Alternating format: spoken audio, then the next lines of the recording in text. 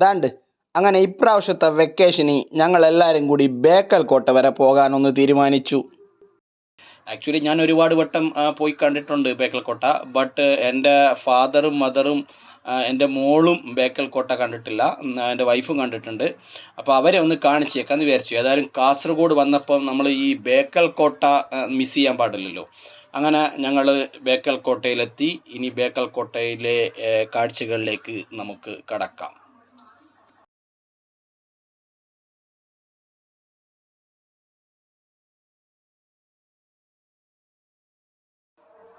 പതിനേഴാം നൂറ്റാണ്ടിൻ്റെ മധ്യത്തിൽ പണി കഴിപ്പിച്ചതാണ് ഈ കോട്ട. കേരളത്തിലെ കാസർഗോഡ് ജില്ലയിലാണ് ബേക്കൽ കോട്ട സ്ഥിതി ചെയ്യുന്നത്. കേരളത്തിലെ ഏറ്റവും വലിയ കോട്ടയാണ് ഇത്. കൂടാതെ ഏഷ്യൻ വൻകരയിലെ ഒരു പ്രധാന കോട്ടയും ആണിത്. ഈ കോട്ട നിർമ്മിച്ചിരിക്കുന്നത് ചെങ്കല്ല് കൊണ്ടാണ്. നിർമ്മിച്ച വർഷമാകട്ടെ 1645 മുതൽ 1660 വരെ. ബേക്കൽ കോട്ട നിർമ്മിച്ചതിൽ പല വ്യത്യസ്ത അഭിപ്രായങ്ങളുണ്ടെങ്കിലും ശിവപ്പ നായിക്കാണ് ബേക്കൽ കോട്ട നിർമ്മിച്ചതെന്ന് ശാസ്ത്രീയമായി തെളിയിക്കപ്പെട്ടിട്ടുണ്ട്. 1760 ആണ്ടിൽ ഹൈദർ അലി ബേക്കൽ കോട്ട പിടിച്ചെടുത്തു. എന്നാൽ 1792 കോട്ട ബ്രിട്ടീഷുകാരുടെ കയ്യിലായി. ബേക്കൽ എന്ന പ്രദേശം പണ്ട് കദംബ രാജവംശത്തിൻ്റെയും മുഷിക രാജവംശത്തിൻ്റെയും കോലത്തിരി രാജാക്കന്മാരുടെയും കീഴിലായിരുന്നു. ഇതിനുശേഷം ഇവിടം വിജയനഗര സാമ്രാജ്യത്തിൻ്റെ കീഴിലായി.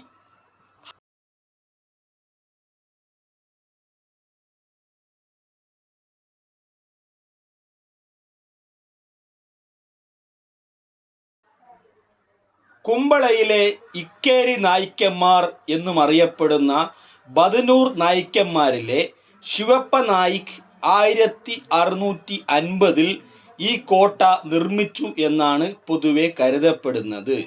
എന്നാൽ കോലത്തിരി രാജാക്കന്മാരുടെ കാലത്തെ കോട്ട ശിവപ്പ നായിക് പുതുക്കിപ്പണിതതാണെന്നും ചില ചരിത്രകാരന്മാർ കരുതുന്നുണ്ട്.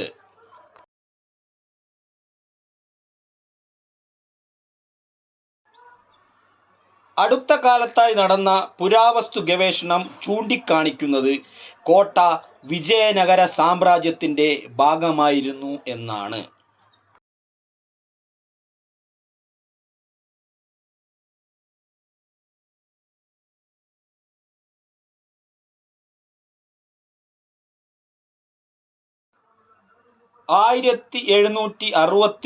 അടുപ്പിച്ച് ഈ കോട്ട മൈസൂരിലെ രാജാവായിരുന്ന ഹൈദർ അലി കൈയടക്കി.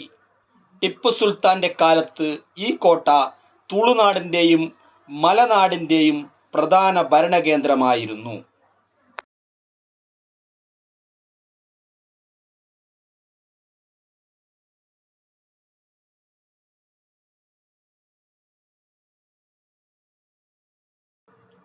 ടിപ്പുവിൻ്റെ പരാജയത്തിനു ശേഷം 1791 കോട്ട ഉൾപ്പെടുന്ന പ്രദേശം ബ്രിട്ടീഷ് അധീനതയിലായി.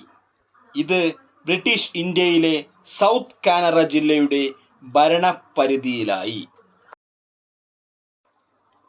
ചെങ്കല്ല് കൊണ്ട് നിർമ്മിച്ചിരിക്കുന്ന കോട്ട ഭൂരിഭാഗവും സമുദ്രത്താൽ ചുറ്റപ്പെട്ട് കിടക്കുന്നു. സമുദ്രതീരത്ത് വൻ കോട്ടമതിലുണ്ട്. ഇതിൽ ഇടയ്ക്കിടെ കൊത്തളങ്ങൾ തീർത്ത് ശക്തിപ്പെടുത്തിയിരിക്കുന്നു. ഇവയ്ക്ക് പുറമെ നിരീക്ഷണ ഗോപുരങ്ങൾ, ഭൂമിക്കടിയിലെ തുരങ്കങ്ങൾ എന്നിവയും കോട്ടയുടെ പ്രത്യേകതയാണ്. കോട്ടയുടെ മധ്യഭാഗത്തുള്ള നിരീക്ഷണ ഗോപുരം പ്രത്യേകം പരാമർശയോഗ്യമാണ്. 24 മീറ്റർ ചുറ്റളവും 9 മീറ്ററിലധികം ഉയരവുമുള്ള ഇതിലേക്കുള്ള പ്രവേശന മാർഗം യുദ്ധോപകരണങ്ങൾ മുകളിലേക്ക് എത്തിക്കുന്നതിനായി ചെരിവുതലമായി രൂപപ്പെടുത്തിയിരിക്കുന്നു. കോട്ടയ്ക്ക് ഉള്ളിലായി ഒരു ആഞ്ജനേയ ക്ഷേത്രവും വെളിയിലായി ഹൈദർ അലിയുടെ മകനായ ടിപ്പു സുൽത്താൻ നിർമ്മിച്ച ഒരു വലിയ മുസ്ലിം പള്ളിയുമുണ്ട്. ബേക്കൽ കോട്ടയ്ക്ക് ചുറ്റുമായി ഇന്ന് വിനോദസഞ്ചാര വികസന പ്രവർത്തനങ്ങൾ നടക്കുന്നുണ്ട്. കേരള സർക്കാർ ബേക്കലിൻ്റെ വിനോദസഞ്ചാര സാധ്യതകൾ വർദ്ധിപ്പിക്കുവാനായി ബേക്കൽ റിസോർട്ട് ഡെവലപ്മെൻറ്റ് കോർപ്പറേഷൻ രൂപവൽക്കരിച്ചു. അതുപോലെ തന്നെ ബേക്കലിനടുത്ത് ഒരുപാട് വിനോദസഞ്ചാര കേന്ദ്രങ്ങളുണ്ട്. പള്ളിക്കര ബീച്ച്, ബേക്കൽ ഹോള് ജലോദ്യാനം, കാപ്പിൽ ബീച്ച്, ചന്ദ്രഗിരി കോട്ട, ചന്ദ്രഗിരി ക്രൂസ്, ആനന്ദാശ്രമം, അനന്തപുര തടാക ക്ഷേത്രം, വലിയ പറമ്പ് കായൽ, റാണിപുരം ഇവയൊക്കെ ബേക്കൽ കോട്ടയ്ക്ക് അടുത്തായി കിടക്കുന്ന വിനോദസഞ്ചാര കേന്ദ്രങ്ങളാണ്.